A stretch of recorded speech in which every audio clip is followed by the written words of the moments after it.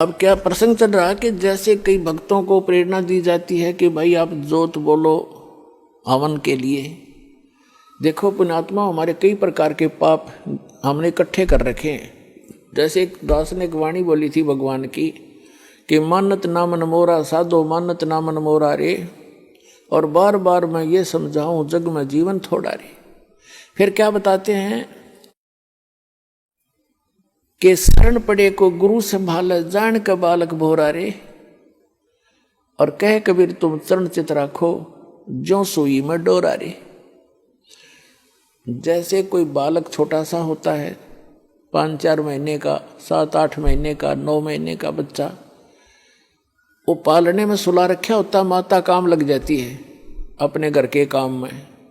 थोड़ी सी देर में वो रोने लगता है तो देख उसको पता लग जाता है माता को, या तो ये भूखा हो गया या इसने टट्टी पेशाब कर लिया। तो जाकर देखती है तो टट्टी पेशाब करके और सारे कपड़ों को भी खराब कर रखा है, अपने पैर पूर भी खराब कर रखे हैं, हाथ हूथ भी लगा रखा है, टट्टी लगी उसके हाथों के। तो उस माता को वो बच्चा बुरा नहीं लगता, वो उसको उठाती है और नवाती है, खूब साफ करती है, उसके कपड़े धोती है, नए कपड़े पहनाती है, फिर लाड करती है, सीने से लगाती है। उसको मालूम है कि बालक है, इसको पता नहीं, इस अनजान है ये, ऐसे सारा दोना टट्टी में सना पड़ा है, तो उसको बुरा नहीं लगता। माता को पता है, इसे पता नहीं। तो इसी प्रकार आप जब यहाँ आए हो, इस कलयुग में पहुंच चुके हो, आप इतने पाप कर्मों से सन गए हो और आपको पता नहीं कितने पाप कर लिए, जैसे उस बालक ने कर लिए, उसको पता ही नहीं तू ये क्या कर रहा है। तो ऐसे अबोध जानता है भगवान आपको, ये सत्कर मान ले। फिर परमात्मा कहते हैं कि शरण पड़े को गुरु संभाले और जान का बालक भोला रे। और आपका क्या फर्ज बताया परमात्मा ने, आपका क्या करते हो बताया है कि कहे कबीर तुम चरण चित राखो जो सुई में डोरा रे। आप अपने गुरुदेव के प्रति इतना लगाव बना के रखना अटूट, जैसे सुई के अंदर धागा डाल दिया जाता है और नीचे गांठ लगा दी जाए तो वो सुई के साथ लटकता ही रहता है। कहते हैं कहे कबीर तुम चरण चित राखो, उस अपने गुरु जी के चरणों में ऐसे चित राखो जो सुई में डोरा रे, यानी अखंड लगाव बनाए रखना। तो आप जी के जो पापों को ऐसे धोएगा गुरु जी इस सत्संग रूपी जल से, और फिर आपको भक्ति से चार्ज करेगा, दूध पिलाएगा। अपने आत्माओं आपको कंपलसरी कर रखा है कि 4 महीने के अंदर आपने आना ही पड़ेगा जो भारतवर्ष में रह रहा है। किस लिए कहा गया है?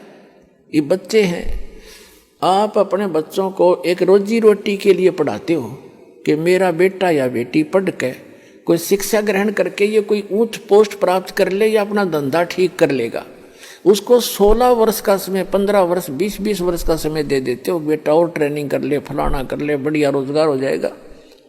और आत्म कल्याण के लिए आपके पास क्या 365 में तो 30 दिन भी नहीं मिलते, तो फिर कैसी भक्ति करोगे? किसा तुम फिर ड्रामा, फिर तो ड्रामेबाजी है।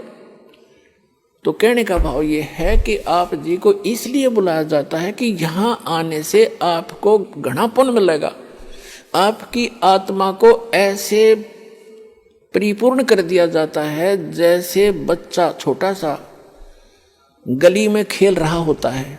माता को पता है कि खेल में व्यस्त है और समय पर आहार इसको नहीं कराऊंगी तो ये दुर्बल हो जाएगा, बीमार भी हो सकता, रोगी भी हो सकता है।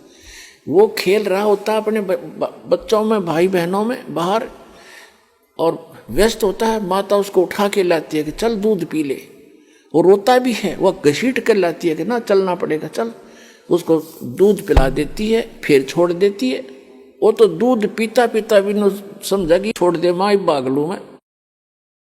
माँ को पता है कि इसमें मैंने पाइया दूध डाल दिया, इब कितना खेल ले हो, शाम में फिर डाल दूंगी। तो पुण्यात्माओं, ये दास चाहता है कि आपको यहाँ दूध के गिलास पिला दूं और फिर तुम खेल आइयो संसार में और फिर आ जाना।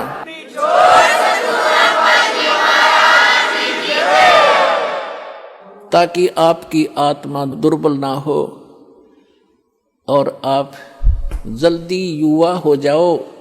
जैसे माता पिता देखना चाहता है मेरे बेटा बेटी जल्दी युवा हो जाए, स्वस्थ रहें। दास के आप बेटा बेटी हो, आत्मा के पिता गुरु होते हैं और शरीर के पिता माता पिता अन्य होते हैं। तो दास उस दृष्टिकोण से है, जैसे आपको बताया था कि बालक प्यारा बहुत ही माँ का, उनसे बढ़कर शिष्य गुरुओं का। तो आप जी गुरु जी को जो बच्चे होते हैं, शिष्य होते हैं, वो माँ से भी कई गुना 100 गुना अधिक प्यारे होते हैं। इसलिए आपको बार बार बुलाया जाता है, संत मिलन को चालिए तजमाया अभिमान, और जो जो कदम आगे रखे ओ है यज्ञ समान। तो कितना परिपूर्ण हो रहे हो आप, और आप कितने भूखे हो, कितने खाली हो चुके हो, इतना पुण्य कराया जाएगा आपसे यहाँ पर। और जब जाके आपकी स्थिति ऊपर उभरेगी, इतना माइनस हो गया, आपके पुण्य पाप इतने बढ़ गए।